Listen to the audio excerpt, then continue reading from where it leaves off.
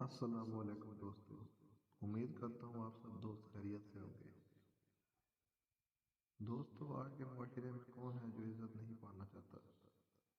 ہر انسان کی یہ خواہش ہوتی ہے کہ سب لوگ جن سے وہ ملتا ہے اس کی عزت کریں، وہ معاشرے میں عزت پانا چاہتا ہے۔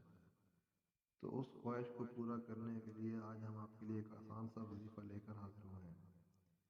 آپ کو صرف اتنا کرنا ہے کہ روزانہ بعد نماز عشاء یا ودود ہو یا رعوف ہو یا رحیم ہو، یہ 3 لفظ آپ کو 303 بار پڑھنے ہیں، اور اول و آخر درود شریف ضرور پڑھیں۔ پھر اس کے بعد اللہ پاک سے اس عبادت کے وسیلے سے اپنے مقصد کے لیے دعا کریں، انشاءاللہ تعالی ضرور پوری ہوگی۔